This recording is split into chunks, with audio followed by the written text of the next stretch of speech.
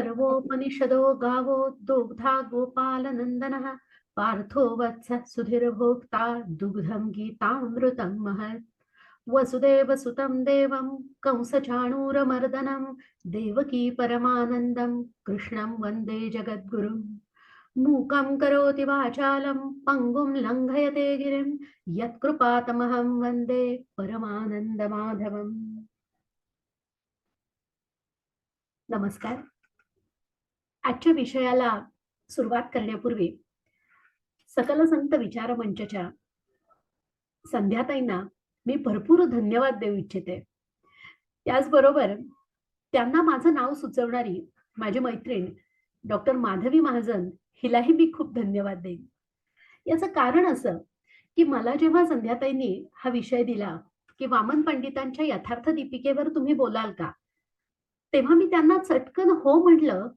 पण मी कशाला हो म्हणतेय याचं गांभीर्य मला त्या क्षणी खरोखरी नव्हतं समजलं. हळूहळू मी या विषयावर अभ्यास करायला लागले, वाचायला लागले आणि गेल्या 3-3.5 महिन्यामध्ये मला इतकी माहिती मिळाली आणि मी कधीही जे वाचलं नव्हतं अशा गोष्टी माझ्या वाचनात आल्या. त्या निमित्ताने माझा अभ्यास झाला. त्यामुळे भगवंत तुमच्याकडनं काही गोष्टी करून घेतो असं आपण म्हणतो, तसं माधवी आणि संध्याताईंच्या रूपाने भगवंतानी माझ्याकडनं हा अभ्यास करून घेतला आणि आज मला हा अभ्यास तुमच्या पुढे मांडता येतोय. आणि माझ्या असं लक्षात आलं की खूप वेळा आपल्याला वामन पंडित माहिती असतात, वामन पंडितांचं नाव माहिती असतं, क्वचित एखाद दुसरी रचनाही माहिती असते. पण त्यांचं नेमकं कार्य काय हे मला या निमित्ताने कळलं आणि ते आपल्या पुढे सांगून त्यांच्या यथार्थ दीपिकेची ओळख आपण या 2 प्रवचनांमध्ये 2 व्याख्यानांमध्ये करून घेणार आहोत.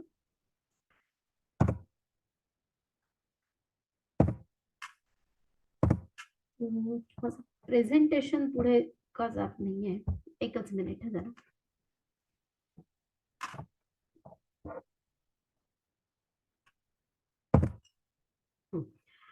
पुढचं स्क्रीन दिसतंय ना सगळ्यांना? महाराष्ट्रीय साहित्य संपदा.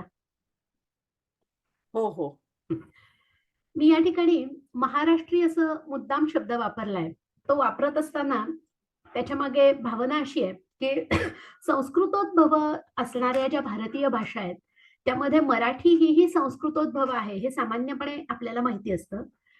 पण संस्कृतातनं डायरेक्ट मराठी जन्माला आली असं न होता त्याचा एक मधला टप्पा म्हणजे प्राकृत भाषा. आणि या प्राकृत भाषेचं प्रत्येक भौगोलिक प्रदेशानुसार अशा वेगळ्या वेगळ्या प्राकृत भाषेची वेगळी वेगळी आपल्या भाषेमध्ये आपण व्हर्जन्स ज्याला म्हणू शकू अशी उपलब्ध आहेत किंवा आपल्याला मागे जाऊन अभ्यास करताना ती सापडतात. आणि त्यातली जी महाराष्ट्री प्राकृत, त्या महाराष्ट्री प्राकृतातून म्हणजे जुन्या मराठी आणि महाराष्ट्री प्राकृत याच्या मधला एक पुन्हा असा काही कालखंड आहे की ज्यामध्ये प्राकृतचा प्रभाव आहे, संस्कृतचा प्रभाव तर अगदीच दिसतो, पण ती भाषा मराठी वाटत नाही, त्यामुळे आपल्याला समजत नाही. जसं ज्ञानदेवांची भावार्थ दीपिकेची जी भाषा आहे ती भाषा. महाराष्ट्रीय साहित्य संपदा ही सामान्यपणे 3 प्रकारच्या विभागांमध्ये विभागता येते. त्यातला पहिला विभाग म्हणजे संत काव्य, ज्याचा मुख्य विषय हा भक्ती असा आहे. म्हणजे ज्यामध्ये ज्ञानेश्वर महाराज, तुकाराम महाराज, नामदेव महाराज, जनाई, मुक्ताई या सगळ्यांच्या ज्या रचना आहेत, अभंग रचना आहेत, गवळणी आहेत किंवा यांच्या स्फुट रचना ज्या आहेत, मुक्त रचना ज्या आहेत, त्याचा विचार आपण करतो. या रचना ह्या खूपशा लोकवाङ्मयाच्या जवळ जाणाऱ्या आणि अप्लाइड अध्यात्म ज्याला म्हणता येईल असं सांगणाऱ्या आहेत.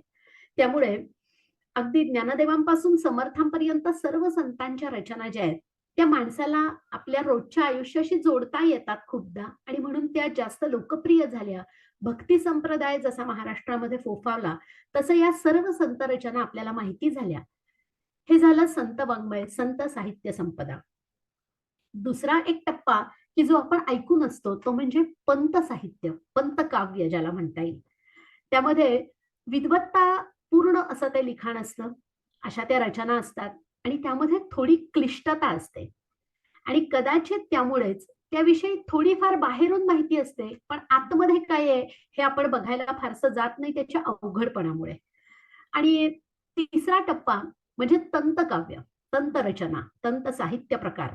आणि यामध्ये जनसामान्यांची भाषा असते, लोककला याच्या जवळ जाणारे अशा ह्या रचना असतात.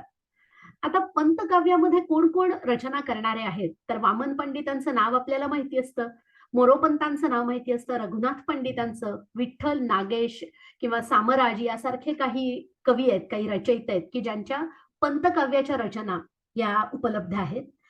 आणि तंतकाव्यामध्ये शाहीर ज्यांनी असंख्य शाहिरी पद रचली, पोवाडे रचले किंवा गवळणी अनेक रचल्या, लावण्या रचल्या, असे शाहीर पठ्ठे बापूराव, अनंत फंदी, होनाजी बाळा, राम जोशी या सगळ्यांच्या रचना असणारा म्हणजे तंतकाव्याचा विभाग.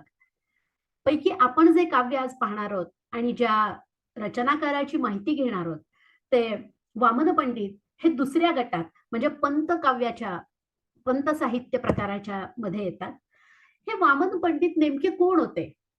आणि जेव्हा मी या विषयातला हात घातला आणि विषयावर अभ्यास सुरू केला, तेव्हा असं लक्षात आलं की हे नाव काही नवीन नाहीये बरं का. पण वामन पंडितांनी काय काय रचलं असं जर कुणाला विचारलं तर एखाद दुसरी गोष्टच आपल्याला माहिती असते. आणि वामन पंडित का माहिती असतात, तर शालेय पाठ्यपुस्तकामध्ये त्यांच्या काही रचनांचा अंतर्भाव हा पूर्वीही केला जात होता आणि अगदी अलीकडेपर्यंत म्हणजे मी शिकत असताना सुद्धा मी काही रचना त्यातल्या शिकलेलं मला आठवतं. त्यामुळे आपल्याला हे कवी म्हणून माहिती असतात. यांचं मूळ नाव वामन नरहरी शेष. हे जे शेष घराणं हे मुळामध्ये नांदेडचं आणि हे जे वामन पंडित होते हे लहानपणीच त्यांचा जन्म विजापूरला झाला आणि अगदी लहान असतानाच त्यांचं भाषेवर खूप प्रभुत्व होतं. ते अतिशय उत्तम फारसी जाणत असत आणि विजापूरला राहत असताना जेव्हा विजापूरच्या बादशहाचं राज्य तिथे होतं, तेव्हा त्याला या चुणचुणीत मुलाविषयी समजलं आणि त्याच्या फारसीच्या ज्ञानाविषयी समजलं. त्यामुळे एकदा बादशहानी त्यांना कचेरीत बोलवून घेतलं. त्यांच्याशी काही चर्चा झाली, काही बोलणं झालं आणि बादशहाला हा मुलगा फारच आवडला. आणि त्यामुळे बादशहाचा मनसुबा असा होता, की याला आपण आपल्या धर्मामध्ये धर्मांतरित करून घ्यावं, की इतका हुशार मुलगा आहे आणि त्याच्या हुशारीचं चीज होईल आणि आपण त्याला काहीतरी बिदागी देऊ शकू आणि तो येईल आपल्या धर्मात. त्यामुळे त्याला वारंवार बोलावलं जायचं. आणि हे कचेरीत बोलावल्यावर वारंवार जाणं जे आहे, ते या लहानग्या वामन पंडितांना अजिबात आवडायचं नाही. त्यांना कुणाकडनं तरी हा बादशहाचा वाईट मनसुबा कळला, की आपल्याला ते धर्मांतरित करून घेण्याचा विचार करतायत आणि ते कळल्यानंतर ते विजापूर सोडून तिथनं निघून गेले आणि ते काशीला गेले. काशीला गेल्यावर वेद, वेदांत या सगळ्याचं अतिशय सखोल अध्ययन त्यांनी केलं आणि ते केल्यानंतर वेगवेगळ्या ठिकाणी ते विद्वत सभा गाजवायला लागले. ज्या ठिकाणी ते विद्वत सभेमध्ये जायचे, त्यांच्या मताचं ते प्रतिपादन करायचे आणि वेगवेगळ्या वादचर्चांमध्ये ते जिंकायचे. कारण त्यांचा विलक्षण अभ्यास होता. अतिशय तल्लख अशी बुद्धिमत्ता होती आणि जे जे काही शिकलं, त्या सगळ्या शिकलेल्या गोष्टींची उपस्थिती होती. म्हणजे त्याची आठवण होत होती. अनेकदा आपण गोष्टी वाचलेल्या असतात, आपल्याला माहिती असतात, पण ते योग्य वेळी आपल्याला आठवतातच असं नाही. आणि त्या योग्य वेळी माहिती आठवणं याला उपस्थिती म्हणतात. आणि ही उपस्थिती अतिशय उत्तम होती आणि त्यामुळे वेगवेगळ्या वादसभा ते गाजवायला लागले आणि त्या ठिकाणी त्यांना विजयपत्र मिळायला लागली. म्हणजे एक विजयपत्र म्हणजे काय तर तुम्ही ही सभा जिंकलायत अशा पद्धतीचं एक मानपत्र असतं. आणि ते मानपत्र मिळवणं याची एक चटक त्यांना लागली. त्याचबरोबर त्यांच्या रचना करणंही चालू होतं. इतकं वैविध्यपूर्ण आणि इतकं विपुल वाङ्मय वामन पंडितांनी रचलंय, हे आपल्याला खरंच माहिती नसतं. कारण त्यांचा एखाद्या काव्याचा एखादा भागच आपण जाणलेला असतो. या ठिकाणी मी त्यांच्या काळाचा उल्लेख केलाय. तो काळ बघितलात तर तुमच्या लक्षात येईल, की इसवी सनाच्या 1636 पासून ते 1695 असा त्यांचा कालखंड सांगितलाय. म्हणजे हा कालखंड शिवाजी महाराजांच्या कालखंडाच्या खूप जवळ जाणार आहे. कारण 19 फेब्रुवारी 1630 ही शिवाजी महाराजांची जन्मतिथी आणि 1680च्या सुमारास 3 एप्रिलला महाराज निवर्तले. त्यामुळे शिवाजी महाराजांचा आणि वामन पंडितांचा काळ हा खूपसा एकमेकाच्या जवळ जाणार आहे. त्याचा आणखी एक संदर्भ आपण पुढे पाहणार आहोत. या ठिकाणी एक श्लोक इथे मी लिहिलाय आणि या श्लोकावरून वामन पंडितांविषयी बरीचशी माहिती आपल्याला मिळते आणि वेगवेगळ्या संशोधकांनी याच्यावर खूप अभ्यास केलाय आणि त्यांच्या चरित्रावरती खूप काम झालंय. हा एक महत्वाचा श्लोक म्हणजे ताताभिधान नृहरी पंडित माय लक्ष्मी जे सर्वदा सगुणयुक्त उदार लक्ष्मी. आई वडिलांची नावं त्यांची आहेत की आईचं नाव काय होतं. वडिलांचं नाव नृहरी पंडित आणि आई लक्ष्मी. शांडिल्य गोत्र कुळदैवत नृसिंह ज्याचा दासानुदास निज वामन हो अजाचा. शांडिल्य गोत्रामध्ये ते जन्माला आलेले होते. वेगवेगळ्या संशोधकांना मिळालेल्या माहितीनुसार जेव्हा वामन पंडितांचं चरित्र काय आहे नेमकं याच्यावर संशोधन झालं, त्यावेळी हा श्लोक खूप महत्वाचा ठरला. कारण अनेक संशोधकांनी आपापल्या परीनं या श्लोकाचा अर्थ लावला. त्यामध्ये विका राजवाडेंचं काही वेगळं म्हणणं होतं आणि या ठिकाणी वेगवेगळ्या पद्धतीनं या श्लोकाचा अर्थ लावल्यामुळे ती वेगवेगळी मतांतरं निर्माण झाली म्हणून मी हा मुद्दाम श्लोक इथं दाखवला आपल्याला. या ठिकाणी जो शेवटची ओळ आहे, "दासानुदास निजवामन हो अजाचा." या ओळीच्या बाबतीत काही ठिकाणी असा पाठभेद आढळतो, की अजाचा नसताना आजाचा आहे आणि त्यामुळे त्यांच्या आजोबांच्या नावाचा उल्लेख त्यांनी इथे केलाय की काय, असा काही संशोधकांचा कयास होता. आणि अज या शब्दाचा अर्थ जसा शंकराचं एक नाव, विष्णूचं एक नाव, कामदेवाचं एक नाव असं आहे, तसंच मेंढा असाही त्याचा एक अर्थ आहे. हे सांगण्याचा उद्देश असा, की हे त्यांनी स्वतःविषयी रचलंय.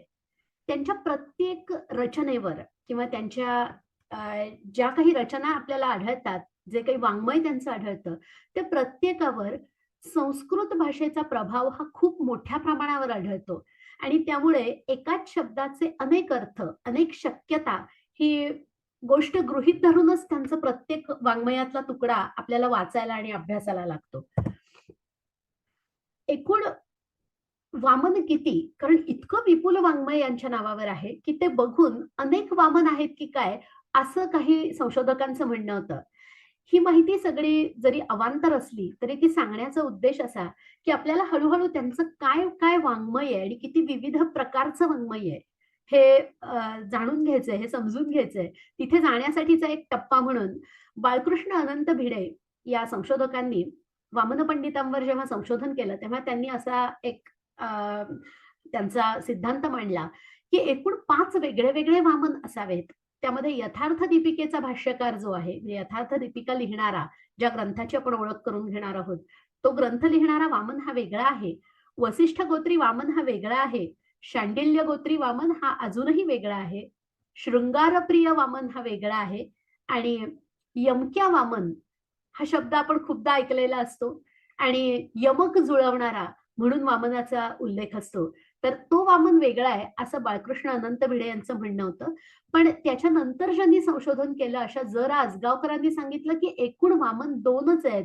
यथार्थ दीपिकेचे भाष्यकार आणि शांडिल्य गोत्री.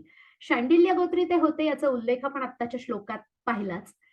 त्यानंतरचं संशोधन प्रत्येक वेळी असं असतं, की सायन्समध्ये जसं पुढचा शोध लागला, की मागचा शोध हा म्हणजे तो गृहीत धरला जात नाही. त्याच्या पुढचं जे संशोधन असेल, ते जास्त गृहीत धरलं जातं ताजं.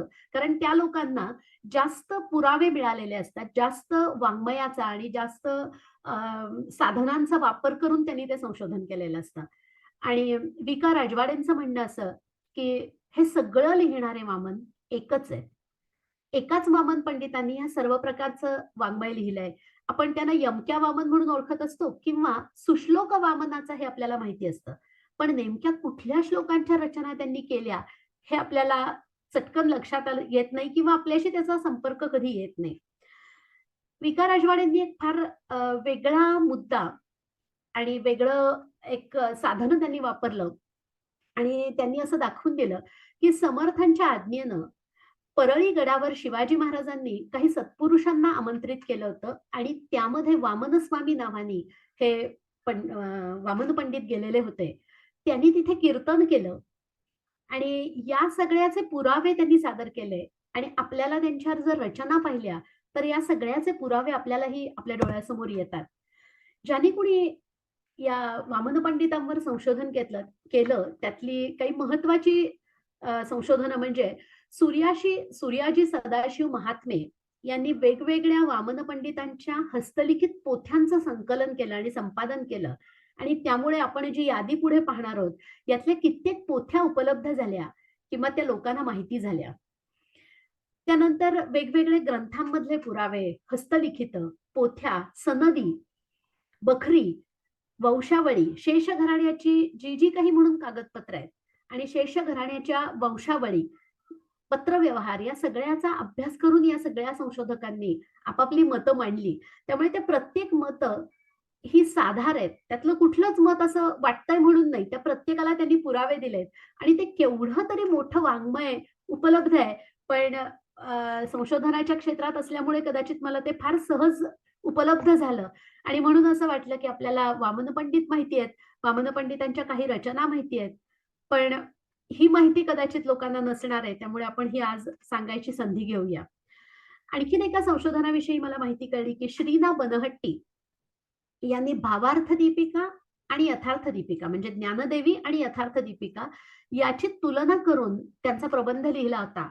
दुर्दैवाने तो खूप जुन्या काळातला प्रबंध होता की सुमारे 20व्या शतकाच्या मध्यात लिहिलेला. तर तो काही मला उपलब्ध होऊ शकला नाही. पण अतिशय रंजक असेल किंवा छान असेल ते काम असं वाटलं. कधीतरी भविष्यामध्ये तो मिळवायचा मी नक्की प्रयत्न करेन. कारण एकदा या विषयाला हात घातल्यानंतर त्यामध्ये जास्तीत जास्त उत्सुकता निर्माण झाली आहे आणि जशी-जशी माहिती अजून-अजून मिळत जाते, तसं कित्येक गोष्टी स्पष्ट होतात आणि अजून आपण संशोधन करूया अशी भावना निर्माण होते. राजाराम प्रसादी चरेगावकर यांनी भक्त मंजरी माला नावाचा एक ग्रंथ लिहिला आणि त्या ग्रंथाचे 2 कालखंड सांगतात. काही जण म्हणतात की 1834 मध्ये लिहिला आणि 1847 मध्ये लिहिला.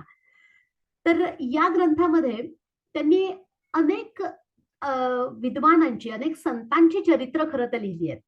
आता यामध्ये सुरुवातीला मी 3 प्रकारामध्ये वर्गीकरण महाराष्ट्री साहित्य संपदेचं केलं जातं असं म्हटलं. ते म्हणण्यामागे उद्देश हा होता, की या ठिकाणी सकल संत विचारमंच म्हणत असताना आपण संत वाङ्मयाचा अभ्यास करणं गृहीत धरतोय. त्या ठिकाणी आपण पंत वाङ्मयातल्या एका व्यक्तीच्या ग्रंथाचा अभ्यास करतोय. यामध्ये गंमत अशी आहे, की वामन पंडितांना जरी संत म्हणून गृहीत धरलं नसलं, पण त्यांचं वाङ्मय जे आहे, ते संतांनी लिहिलेल्या वाङ्मया इतकंच दर्जेदार आहे. तशाच पद्धतीचं आहे आणि म्हणून आपण त्यांचा अंतर्भाव इथं केलाय. आणि या ठिकाणी सुद्धा राजाराम प्रसादी चरेगावकरांनी संतांची चरित्र लिहिली आहेत. कित्येक अप्रसिद्ध संत की ज्यांच्याविषयी फारशी माहिती नाही, अशा संतांविषयी त्यांच्या चरित्रांविषयी त्यांनी या ग्रंथामध्ये लिहिलंय आणि त्यात त्यांनी वामन पंडितांविषयी लिहिलंय. म्हणजे पुन्हा त्यांनी त्यांना संताचा दर्जा दिलाय. आणि 109व्या अध्यायामध्ये माफ करा 109 अध्यायांची ही पोथी आहे आणि त्यातल्या 39व्या अध्यायामध्ये वामन पंडितांविषयीची जी अतिशय प्रसिद्ध गोष्ट आहे ब्रह्मराक्षसाची, तर ती गोष्ट त्यांनी लिहिली आहे. ती गोष्ट कदाचित काही जणांना माहिती असेल, कारण मला ही माहिती जशी-जशी मिळत गेली, तसं मी वेगवेगळ्या लोकांशी बोलून तपासायचा प्रयत्न केला, की ही लोकांना किती माहिती आहे. तर ही गोष्ट काही जणांना माहिती आहे असं माझ्या लक्षात आलं. कारण मला एकदा असं वाटलं होतं, की ही मिळालेली माहिती खरंच लोकांना रंजक वाटेल का? पण या समूहावर होणाऱ्या चर्चा आणि यावर ज्या पद्धतीची व्याख्यानं आयोजित केली जातात, ती पाहून असं वाटलं, की श्रोता जाणता आहे आणि बरंच काही ऐकलेल्या लोकांना हे नक्कीच उत्सुकतेचं वाटू शकेल आणि म्हणून या विषयावर इतकं सखोल बोलायचा मी विचार केला. ब्रह्मराक्षसाची गोष्ट जर कोणाला माहिती नसेल, तर एक थोडक्यात ती गोष्ट बघूया आपण. आपण पाहिलं की वामन पंडित काशीला गेल्यानंतर तिथून त्यांनी भ्रमण चालू केलं आणि जयपत्र घेत वेगवेगळ्या ठिकाणी वादचर्चा गाजवत ते तिथनं निघाले. ते हिंडत जेव्हा इंद्रायणी नदीच्या काठावर आले, त्यावेळी घडलेली ही गोष्ट. आणि इंद्रायणी नदीच्या काठावर एका झाडाखाली ते उभे होते आणि त्या झाडावरती भरपूर संबंध होते आणि या संबंधांमध्ये चर्चा चालली होती. त्यांच्यामध्ये एक नवीन ब्रह्मराक्षस आला आणि तो ब्रह्मराक्षस त्यातल्या एका रिकाम्या फांदीवर बसायला लागला झाडाच्या. तेव्हा त्या बाकीच्या संबंधांनी सांगितलं की या फांदीवर तू बसू नकोस. त्यांनी विचारलं की का, फांदी तर रिकामी आहे. त्यावर त्याला असं सांगितलं की ही जी फांदी आहे ना, ही आम्ही वामन पंडितांसाठी राखून ठेवली आहे. तर ती राखून का ठेवली आहे? तर हा दर्जा ब्रह्मसंबंध, ब्रह्मराक्षस कोण होतो? तर ज्याला तात्विक दृष्ट्या सगळं ज्ञान आहे, पण त्या ज्ञानाच्या प्रॅक्टिकल अप्रोच जो आहे, त्याची अनुभूती जी आहे ती ज्याला आलेली नाही, त्याचं महत्व ज्याला कळलेलं नाही, त्यामुळे ज्ञान संपादन करूनही त्याचा वापर ज्यांनी केला नाही, अशी व्यक्ती इथे येऊन बसू शकते. आणि ती व्यक्ती म्हणजे पावन पंडित असतील आणि म्हणून त्यांच्यासाठी ही फांदी राखीव ठेवली आहे. तो ब्रह्मराक्षस, त्याला ती तिथे जागा मिळाली नाही म्हटल्यानंतर तो काही गप्प बसला नाही. तो आला आणि त्यांनी वामन पंडितांना हे सांगितलं. पण या घटनेमुळे फरक असा झाला, की वामन पंडितांच्या लक्षात आलं, की आपल्याला या सगळ्या वादचर्चांमध्ये जरी प्रावीण्य मिळालेलं असलं, हे सगळं ज्ञान जरी मिळालेलं असलं, तरी प्रत्यक्ष आपल्याकडनं साधना आणि उपासना ही काही होत नाहीये. आणि म्हणून आपल्याला ही गती मिळणार हे या सगळ्या संबंधांनाही कळलंय.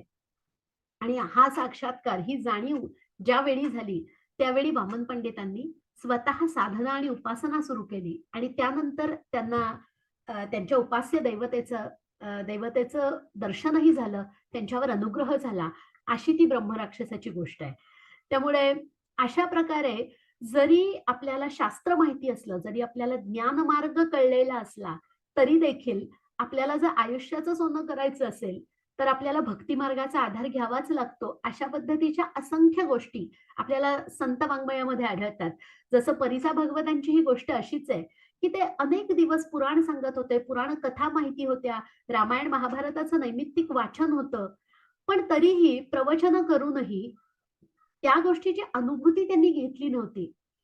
आणि ती जोपर्यंत येत नाही, तोपर्यंत एका ज्ञानमार्गाने आयुष्याचं सोनं होणार नाही, ही भावना वेळोवेळी संत वाङ्मयात वेगवेगळ्या गोष्टींमधनं आपल्याला मांडलेली दिसते. तशीच ही वामन पंडितांच्या बाबतीतही या ब्रह्मराक्षसाच्या गोष्टीमध्ये आपल्याला दिसते. केना वाटवेंचं एक पुस्तक आहे, ज्याच्यामध्ये त्यांनी पंडित कवींचा उल्लेख केलाय आणि त्यांच्याविषयी अभ्यास केलाय. त्यामध्येही त्यांनी वामन पंडितांचा विचार इथे केलाय. वामन पंडितांची साहित्य संपदा आणि त्याचं वैशिष्ट्य हे बघत असताना वर्णन शैली अतिशय चांगली, रचना चातुर्य आणि म्हणूनच आपण यमक्या वामन म्हणतो, की ते यमक जुळवून त्या पद्धतीनं रचना त्यांनी केल्या आहेत. अर्थात एक उघड आहे, की त्या रचना वाचल्यानंतर लक्षात येतं, की प्राचीला गच्ची जमवण्याचा यमक इथे नक्कीच नाहीये. फार गांभीर्याने संस्कृतचा प्रभाव असणारे असे हे सगळे यमक जुळवलेले आहेत. त्यामुळे यमक्या या शब्दामध्ये जरी थोडासा चेष्टेचा भाव आपल्याला दिसला, तरी वाङ्मय वाचल्यानंतर लक्षात येतं, की ते काही चटकन समजणारं वाङ्मय नाहीये. त्यामुळे इतकं साधेपणाने घेण्यासारखं, समजण्यासारखा तो विषयच नाहीये. आता साधेपणा हा त्यांचा वाङ्मयाचा वैशिष्ट्य आहे, असं संशोधक म्हणतायत. पण प्रत्यक्षात काही गोष्टी साध्या वाटतात, पण बऱ्याचशा गोष्टी ह्या थोड्याशा क्लिष्ट अशा स्वरूपाच्या मला वाटल्या. प्रासादिक आहे. आपल्याला अर्थ जरी समजला नाही, तरी त्याची रचना अशा पद्धतीची आहे, की ती ऐकताना छान वाटते. मला जे काही वामन पंडितांचं साहित्य किंवा त्याविषयीची माहिती मिळाली, ते बघून असं लक्षात आलं, की त्याचं वर्गीकरण 4 प्रकारात करणं शक्य आहे. आणि अर्थातच हे 4 प्रकारामध्ये वर्गीकरण करणं ही कल्पना म्हणजे माझ्याच मनात आलेली आहे. त्यामुळे त्याला तसा काही फार शास्त्रीय आधार नाही, कारण मी ती सगळं वाङ्मय वाचलेलं नाही. त्याच्या नावावरनं ज्या गोष्टी लक्षात येतात किंवा त्याविषयी अन्यत्र लिहिलेल्या ज्या गोष्टी सापडल्या, त्यावरनं हे विभाजन मी केलंय. आणि त्यात असं लक्षात येतं, की तत्वज्ञान आणि वेदांत या गोष्टीवर आधारित असा एक वेगळा विभाग करता येईल इतकं वाङ्मय त्यांनी लिहिलंय. आर्ष वाङ्मयावर आधारित म्हणजे रामायण आणि महाभारत यावर आधारित जे काही त्यांच्या रचना आहेत, त्या एका प्रकारात. भक्ती, भक्ती मार्गाच्या विषयी किंवा पौराणिक कथा आणि भक्ती याविषयीच्या रचना याचा एक विभाग करता येईल. आणि स्फुट रचना, की ज्या पूर्णपणे वेगळ्या अशा पद्धतीच्या आहेत आणि आपण ज्याला ललित वाङ्मय म्हणू किंवा कुठलंही नीतीपर वाङ्मय, नीतिशतक किंवा अशा पद्धतीच्या आहेत. त्यात काही शृंगार या विषयावरच्याही रचना आहेत त्यांच्या. आणि त्यांच्या वाङ्मयाचं वैशिष्ट्य आपण पाहिलंच, की यमक, अनुप्रास आणि स्वभावोक्ती म्हणजे अतिशय जशी गोष्ट आहे तशा पद्धतीनं त्यांनी ती सांगण्याचा प्रयत्न केलाय. हा झाला पहिला विभाग तत्वज्ञान आणि वेदांतपर साहित्याचा. यामध्ये या एवढ्या सगळ्या रचना आपल्याला आढळतात. या प्रत्येक रचनेचं नाव काही मी सांगत नाही, पण यातल्या काही रचनांविषयी अ, चित्सुधा ही जी रचना आहे, यातल्या एका श्लोकाचा उल्लेख आपण पुढे बघणार आहोत. असं म्हणतात, की ही चित्सुधा ही रचना त्यांनी आपल्या पत्नीला उपदेश करण्याकरता केली. वास्तविक पाहता त्यामध्ये त्यांनी घेतलेली जी उदाहरणं आहेत ना, ती अगदी दैनंदिन आयुष्यातली आहेत. कारण तिला समजावं म्हणून त्यांनी सांगितलंय. पण त्या पूर्ण काव्याचा 43 श्लोकांचं हे काव्य आहे आणि या 43 श्लोकांचा जर का विषय पाहिला, तर तो पूर्णपणे वेदांत आणि तत्वज्ञानाने भरलेला असाच तो विषय आहे. त्यानंतर योग वासिष्ठावरती आहे. इथे बाकीही विषय आपण पाहताय. यामध्ये एक महत्त्वाच्या गोष्टीकडे मला तुमचं लक्ष वेधावसं वाटतंय.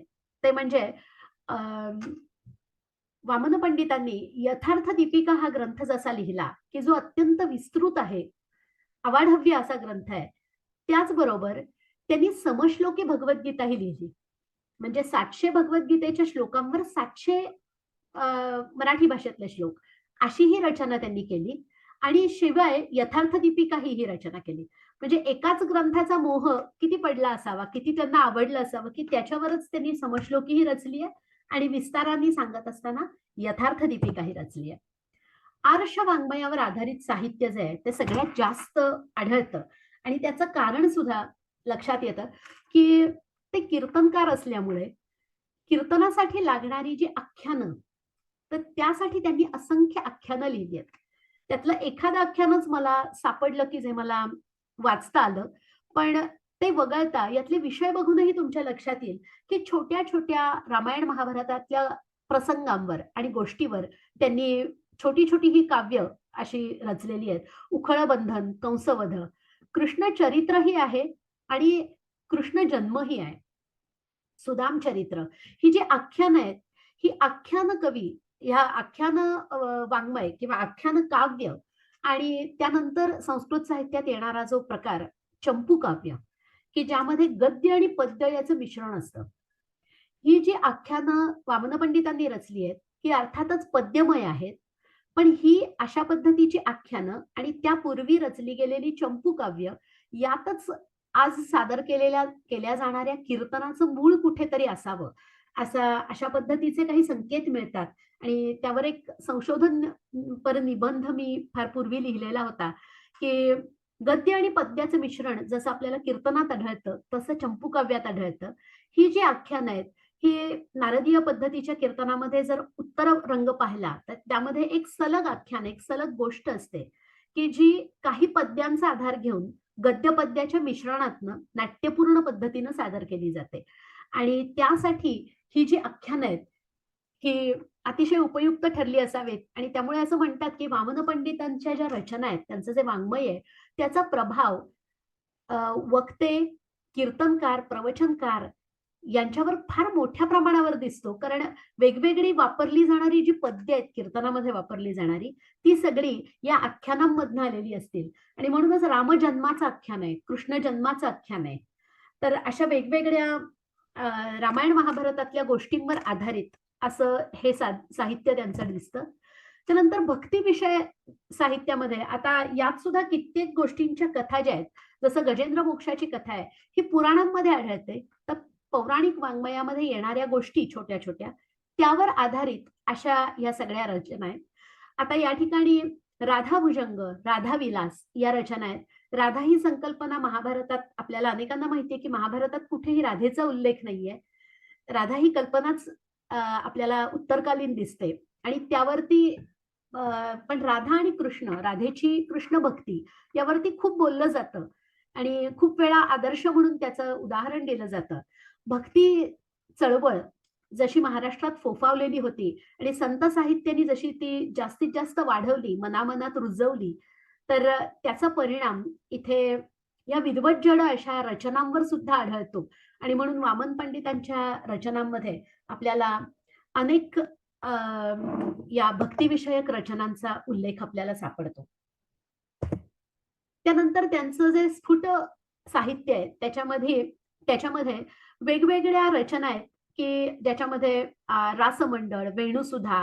वास्तविक पाहता यातल्या रासक्रीडा, प्रियसुधा, प्रेमसरी या दाम्पत्य चरित्र, जलक्रीडा या काही रचना वगळल्या, तर बाकीच्या रचनांचाही उल्लेख हा भक्तीकडे जाणारा आपल्याला लावता येईल त्याचा अर्थ तसा सुद्धा. तर एवढं मोठं साहित्य ज्या माणसाने निर्माण केलं, त्या माणसाविषयी आपल्याला माहिती असतं. त्यांना काय नावाने ओळखलं जातं हे माहिती असतं. पण इतक्या विस्तृत रचना आहेत, इतके श्लोक रचलेत आणि म्हणून त्यांच्या श्लोकांना किंवा त्यांच्या रचनांना सुश्लोक म्हणतायत हे आपल्याला माहिती नसतं. या सगळ्या रचना पाहत असताना आणखीन एक गोष्ट जाणवली, की वेगवेगळ्या वृत्तांचा म्हणजे भाषेवर इतकं प्रभुत्व असणार, की त्यामुळे वेगवेगळ्या वृत्तांचा वापर त्यांनी आपल्या रचनांमध्ये केलेला दिसतो. चित्सुधा मधली ही एक रचना मी इथे आपल्याला उदाहरण म्हणून देण्याकरता घेतली आहे. मगाशी मी म्हटलं तसं त्यांनी पत्नीसाठी हे काव्य रचलं असं म्हणतात. तिला वेदांतच सांगायचा होता, तिला तत्वज्ञानच सांगायचं होतं. पण जीव, शिव किंवा ब्रह्म आणि अ, माणसाच्या माणसाचा देह, जीव आणि शिव यांचं एकात्म रूप कसं आहे, हे सांगत असताना त्यांनी मातीचा घडलेला घडा याचं उदाहरण घेतलं. आता आपल्याला ह्याचा अर्थ जरी कळला नाही, तरी शब्द वारंवार वापरल्यामुळे त्या रचनेला आलेली लय आणि हे ऐकायला सुद्धा किती छान वाटतं. विना मृत्तिका कुंभ जेव्हा दिसेना, विना मृत्तिका कुंभ काही असेना. दिसेना असी ज्याविणे मृत्तिकाही, नसे मृत्तिकाही तयावीण काही. त्यामुळे या अतिशय गहन अशा विषय समजून सांगत असताना चित्सुधा या रचनेची सुरुवात त्यांनी अशी केली आहे, की माती आणि मातीचा बनलेला घडा, घड्याचा आकार जो आहे तो मातीलाच दिलाय. त्यामुळे घडा नाही तर माती नाही. आणि अशा पद्धतीने त्यांनी तो विषय पुढे फुलवत नेलाय आणि जीव आणि शिव याचं ब्रह्मैक्य हे समजून सांगितलंय आपल्या पत्नीला. यानंतर मी घेतलेले जे 2 भुजंगप्रयात वृत्तातले श्लोक आहेत किंवा या रचना आहेत, हे आपल्यापैकी अनेकांना माहिती असतील. कारण हे आपल्या पाठ्यपुस्तकामध्ये होते. वनसुधा या काव्यातनं हे घेतलंय आणि कृष्णाची वनक्रीडा या नावानी ते पाठ्यपुस्तकात अंतर्भूत केले होते. त्यामुळे आपल्याला वामन पंडित माहिती आहेत, पण ते या रचनांसाठी माहिती होते. किती साधी, सोपी आणि ऐकायला सुखद वाटेल अशी रचना आहे बघा. "वनी खेळती बाळते बल्लवांचे, तुरे खोविती मस्तकी पल्लवांचे, फुलांचे गळा घालिती दिव्यहार, सुवनाथा सवेते करीती विहार. सुबकौशल्य ज्या त्या गुंज माळात नाना, गळा घालिती ते करीती तनाना. नशिरी बांधिती मोरपत्रे विचित्रे, शरीरावरी रेखिती दिव्य चित्रे."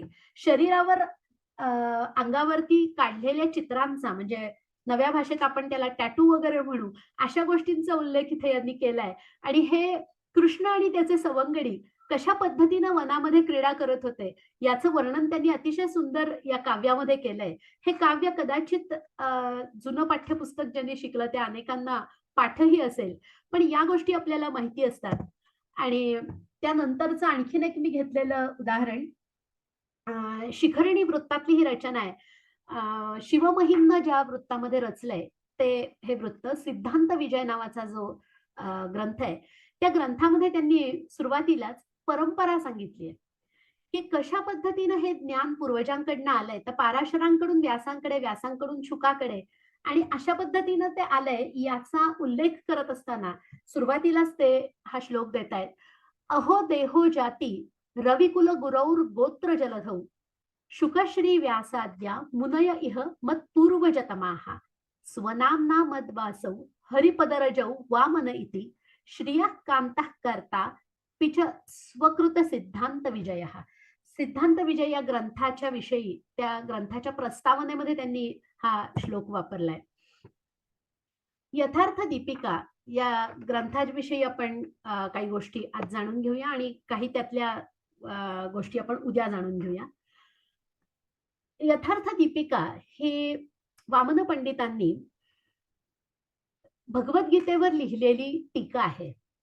आता टीका या शब्दाचा अर्थ हा संस्कृतात थोडा वेगळा आहे आणि मराठीत थोडासा वेगळा आहे. मराठीत आपण तो कुत्सित अर्थाने वापरतो, की अमुकनी तमुकवर टीका केली. म्हणजे त्याच्या मताला विरोध केला किंवा त्यावर काही टीका टिप्पणी असा शब्द आपण वापरतो.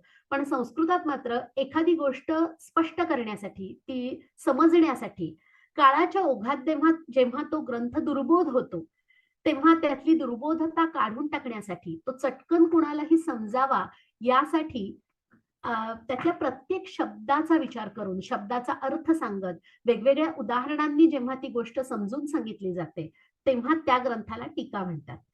तर अशा प्रकारे भगवद्गीतेवरची अ, ज्ञानदेवी ही जशी भावार्थ दीपिका आहे, तसंच यथार्थ दीपिका या नावाने वामन पंडितांनी ही टीका रचली. आणि ही रचत असताना असं लक्षात येतं, की त्यांचा यामागचा उद्देश काय होता.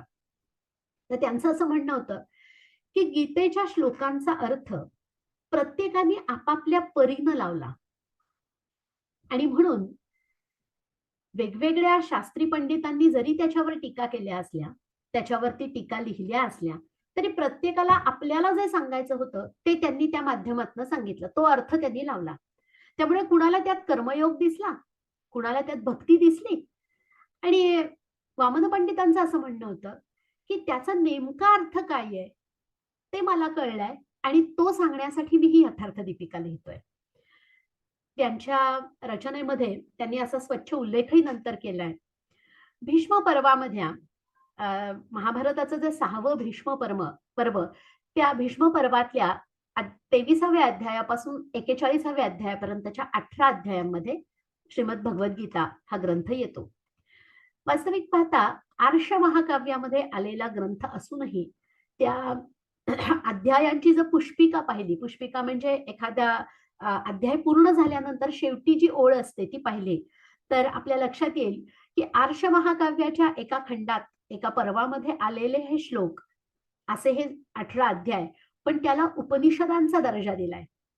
वास्तविक पाहता इतर उपनिषद आणि श्रीमद भगवद्गीता असा जर विचार केला, तर त्या दोन्हीमध्ये मांडलेला विषय हा थोडा थोडा वेगळा आहे. दोन्ही ठिकाणी संवाद आहे. गुरु शिष्यांचा संवाद हा दोन्ही ठिकाणी आहे. पण हा संवाद ज्या ठिकाणी घडला, श्रीमद भगवद्गीतेतला संवाद ज्या ठिकाणी घडला, ती जागाच खूप वेगळी आहे. वनामध्ये चिंतन करणाऱ्या मुनींनी आणि ऋषींनी आपल्या शिष्यांबरोबर साधलेला संवाद आणि त्यांना ब्रह्मतत्वाविषयीची माहिती सांगणं, त्याविषयीचं केलेलं विवेचन, त्या संबंधातून आलेल्या गोष्टी ह्या उपनिषदांमध्ये आढळतात. पण श्रीमद भगवद्गीतेचं वैशिष्ट्य असं, की हे उपनिषद असूनही हे सांगितलं गेली ती जागाच मुळात फार वेगळी आहे. एका क्षत्रियाने दुसऱ्या क्षत्रियाला रणांगणावर, म्हणजे जिथं या सगळ्या तत्वज्ञानाचा वापर करण्याची वेळ आहे, प्रत्यक्षात आणण्याची वेळ आहे, उपयोजन करण्याची वेळ आहे, त्या ठिकाणी ही गीता सांगितली गेली. आणि म्हणून या उपनिषदाचं वैशिष्ट्य असं, की इतर सर्व उपनिषद जरी आपल्याला समजली, आपण वाचली, समजून घेण्याचा प्रयत्न केला, तरी ती आपल्या जगण्या वागण्याशी लावता येत नाही. पण श्रीमद भगवद्गीता हे असं उपनिषद आहे, की जे आपल्याला आपल्या जगण्या वागण्याशी लावता येतं. आणि म्हणून जो प्रश्न, जो संभ्रम, जो संदेह अर्जुनाला निर्माण झाला होता, तसा आपल्या आयुष्यात आपल्याला दिवसातनं 50 वेळा होतो आणि म्हणून आपण ते रिलेट करू शकतो. म्हणून आपल्याला ते जवळचं वाटू शकतं आणि कितीही काळ जरी मध्ये गेला, तरी तशाच पद्धतीचा संभ्रम ज्यांना होतो, अशी आपण माणसं त्याच्याशी जवळीक साधू शकतो किंवा आपल्याला ते जवळचं वाटतं. यथार्थ दीपिकेमध्ये असणारी जी ओवी आहे, ज्या ओव्यांमध्ये वामन पंडितांनी हा अर्जुन आणि कृष्णाचा संवाद मांडलाय, त्या ओव्यांच्या रचनेविषयी म्हणताना असं म्हणतात, की प्रत्येक ग्रंथाच्या ओवीचं काही वैशिष्ट्य असतं. विशिष्ट पद्धतीनं ती रचलेली असते. तर जशी ज्ञानदेवीमध्ये आढळणारी जी ओवी आहे ती 3.5 मात्रांची आहे. 3.5 पादांची ती ओवी आहे. तर या यथार्थ दीपिकेमध्ये आलेल्या ज्या ओव्या आहेत, त्या अनियमित आहेत. काही पूर्ण आहेत, 4 पादांच्या आहेत, काही 3.5 पादांच्या आहेत, असं आपल्याला आढळतं. हा ग्रंथ खूप विस्तृत आहे. किती विस्तृत आहे ते पुढच्या काही स्लाइड्समध्ये आपण समजून घेणारच आहोत, की त्याचा विस्तार केवढा मोठा आहे आणि तो कशा पद्धतीनं होत गेलाय हेही आपण जाणून घेणार आहोत. यामध्ये वामन पंडितांनी एक वेगळी शैली वापरली आहे आणि ही शैली कुठे आढळते तर न्याय आणि मीमांसा ही जी दोन शास्त्र आहेत या दोन शास्त्रांमध्ये मांडणी एखाद्या मुद्द्याची अशा पद्धतीने केली जाते की तो मुद्दा मांडत असताना समोरच्या माणसाच्या मनामध्ये काय विचार येईल किंवा त्याला काय शंका येईल याचा विचार आधीच केला जातो. म्हणजे एखादा मुद्दा मी मांडतीये आणि तो मांडत असताना मग तुम्ही असं म्हणाल की असं नाही का होणार, तर त्यावर मी मी काय उत्तर देईन ते मीच उत्तर द्यायचं. म्हणजे प्रश्नही मीच उपस्थित करायचा जो तुमच्या मनात येऊ शकतो आणि त्याला उत्तरही मीच द्यायचं. ही शैली आपल्याला मीमांसा, पूर्वमीमांसा, उत्तरमीमांसा, न्याय या सगळ्यामध्ये आपल्याला ती आढळते आणि तीच शैली इथे यथार्थ दीपिकेमध्ये वामन पंडितांनी मांडली आहे. हीच अशा पद्धतीची शैली गीता रहस्यामध्ये सुद्धा टिळकांनी वापरली आहे.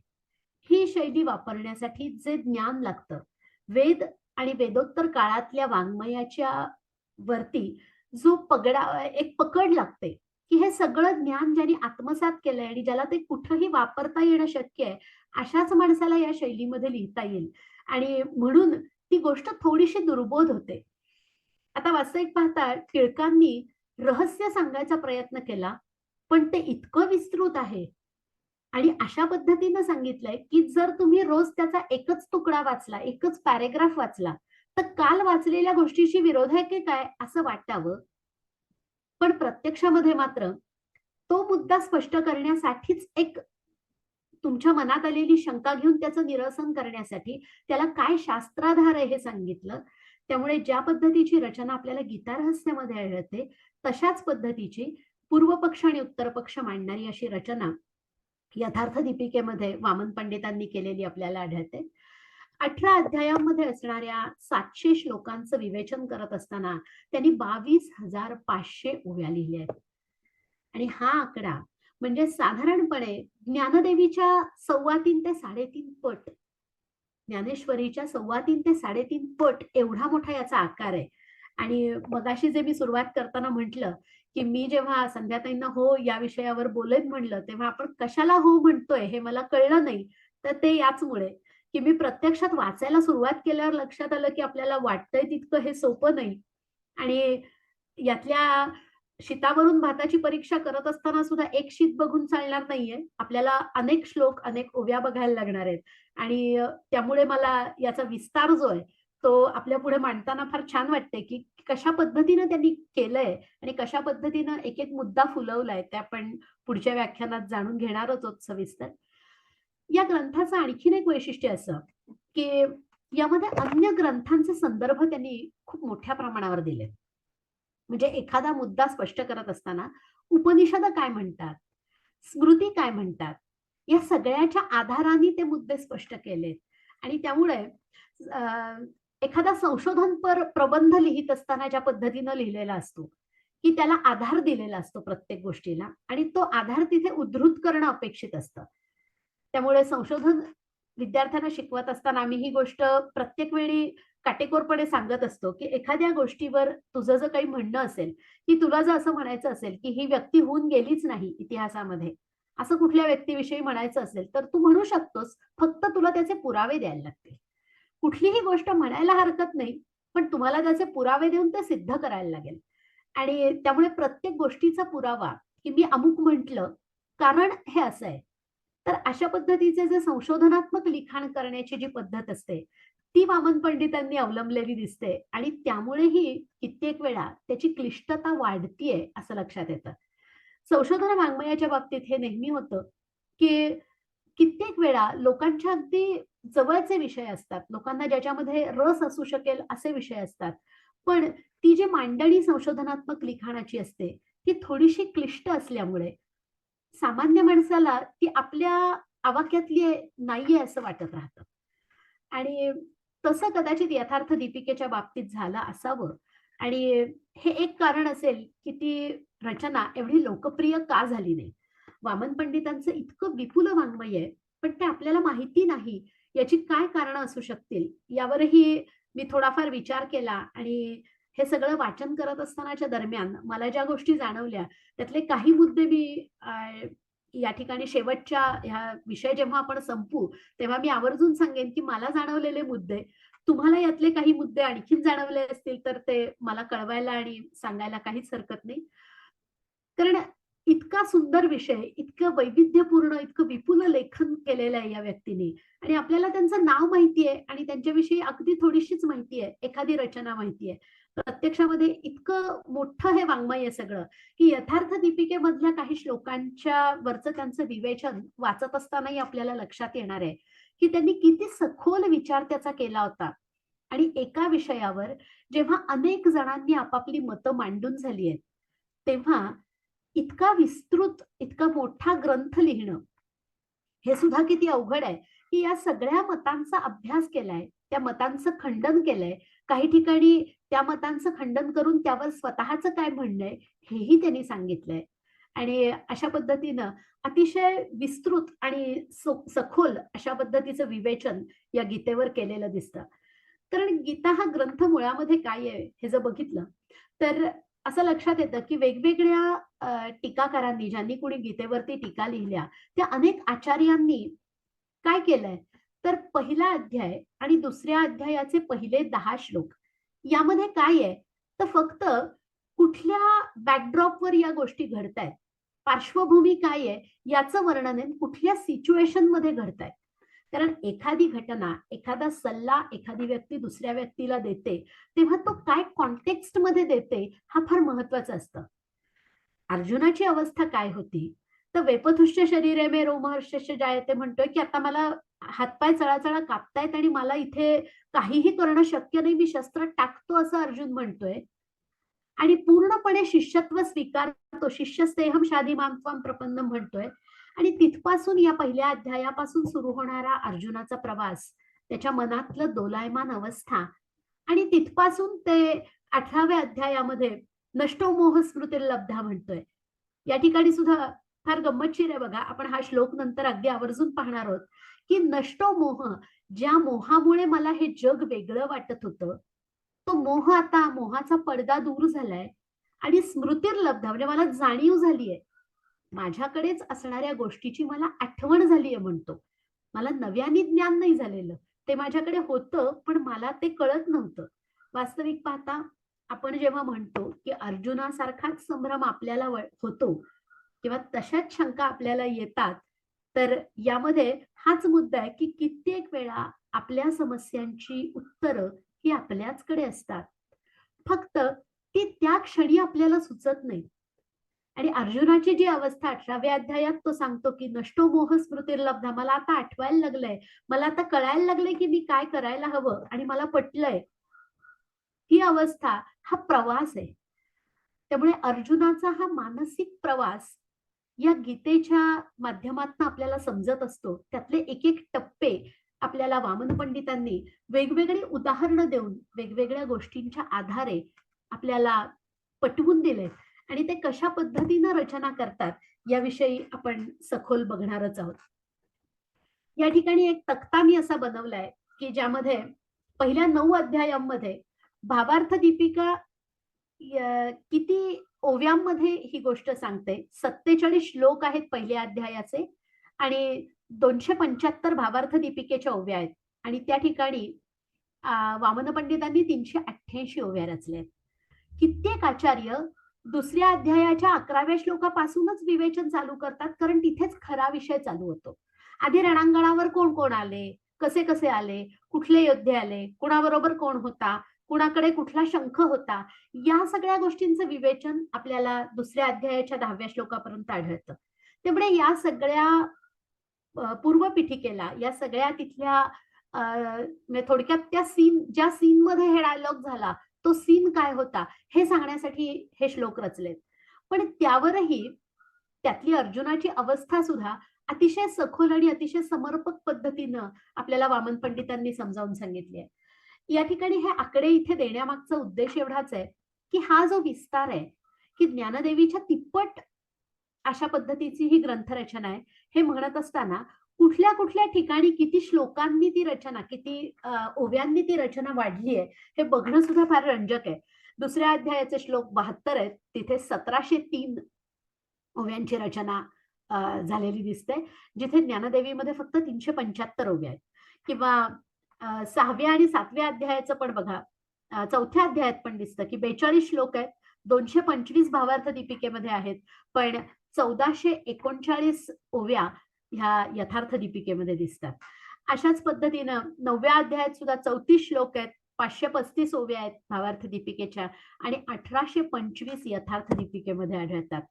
अशाच पद्धतीनं पुढेही आपल्या लक्षात येईल की 18व्या अध्यायापर्यंत, 18व्या अध्यायाच्या अध्यायामध्ये 78 श्लोक आहेत आणि 1811 ओव्या भावार्थ दीपिकेच्या आहेत, पण यथार्थ दीपिका 3214 ओव्या देते. सगळ्यात जास्त ओव्या या 18व्या अध्यायासाठी वामन पंडितांनी रचलेल्या दिसतात. हा जो वेगवेगळ्या टप्प्यांवर आढळणारा वाढता आलेख आहे, हा आपल्याला लक्षात घेण्यासारखा आहे आणि अतिशय छान वाटतं हे वाचताना की कसा तो कशी ती गोष्ट पुढे पुढे जात राहिली. गुरूंचा नामोल्लेख वामन पंडितांनी ज्यामध्ये केलाय, त्यांचे गुरु कोण, तर श्रीधर म्हणून त्यांचे गुरु होते. आणि हा एक श्लोक आपण पाहूया. ह्या 3 ओव्यांमध्ये त्यांनी गुरूंचा उल्लेख कसा केलाय ते पाहूया आणि आजचा भाग इथे थांबूया, कारण मला दिलेली वेळ आता इथे संपत येतेय. गुरूंचा नामोल्लेख करताना ते म्हणतायत, दोरी जैसा भुजंग की सुवर्णा माझी नग, तैसे ब्रह्मी जग माया मात्र. साकारले ब्रह्म सगुण, माया लक्ष्मी झाली आपण, अधिष्ठानी माया तैशी निपुण, श्रीधर हृदयी धरितीस. चित समुद्री माया तरंगा, ते श्री हृदयी अंतरंगा, चित समुद्रा श्रीरंगा, हृदय श्री यापरी. एवं माया विश्वरूपे, ते श्री धरिली चित स्वरूपे, जैशी धरी शुक्ती रूपे, श्रीधरे धरिली श्री तैशी. आपल्या गुरुचं ते इथे वंदन करतायत, गुरूंना त्यांचा उल्लेख करतायत आणि ते करत असताना यात आलेलं जे पहिलं उदाहरण आहे की दोरी साप वाटणं, हे अतिशय त्यांचं लाडकं उदाहरण आहे. अनेक वेळा वेगवेगळ्या संदर्भामध्ये हे उदाहरण ते वापरतात की दोरी असणं आणि तिथे सापाचा भास होणं. या एका उदाहरणाचा असंख्य ठिकाणी उल्लेख पुढे आपल्याला आढळणार आहे किंवा हे सगळं वाचत असताना सापडला आणि गुरुचा उल्लेख म्हणून मी या ओव्यांची निवड इथे केली. दुसरा आणखीन एक गोष्ट अशी की शिंपला आणि शिंपल्याच्या आतला जो भाग असतो तो चांदीसारखा चकाकतो. या एका उदाहरणाचा किंवा या एका गोष्टीचा उल्लेख असंख्य वेळा या संपूर्ण भावार्थ दीपिकेमध्ये, यथार्थ दीपिकेमध्ये आपल्याला आढळतो. आपण उद्या पुढच्या व्याख्यानामध्ये 27 तारखेच्या याविषयी आणखीन सविस्तर काही गोष्टी पाहूया आणि आजचा भाग मला वाटतं इथे थांबवायला हरकत नाही. पण तुमच्या मनामध्ये जर काही शंका असतील, प्रत्येक शंकेचं उत्तर मला देताच येईल असा मी दावा नक्कीच करत नाही, कारण इतका विस्तृत असा ग्रंथ आहे की तो सगळा त्याचं आकलन होणं इतक्या कमी काळात शक्य नाही. पण तरीही ते उत्तर शोधायचा मी नक्की प्रयत्न करेन आणि या समूहावरती आपण आपलं उत्तर किंवा संध्याताईंना तुम्ही कळवायला हरकत नाही आणि त्या काही शंका किंवा काही गोष्टी जर मनात आल्या असतील तर त्यावरती आपण नक्कीच बोलू शकता. आणि मगाशी संध्याताईंनी उल्लेख केला त्या YouTube चॅनल विषयी पण मी समूहावरती त्याची लिंक पाठवेन. अशाच पद्धतीचे वेगवेगळे संशोधनाधारित विषय मी मांडण्याचा प्रयत्न केलाय. त्यामुळे तुमच्या त्यावरच्या काही प्रतिक्रिया असतील किंवा काही गोष्टी सुचवायच्या असतील तर अगदी निसंकोचपणे तुम्ही सुचवू शकता. आजचा भाग इथे थांबूया. रामकृष्ण हरी.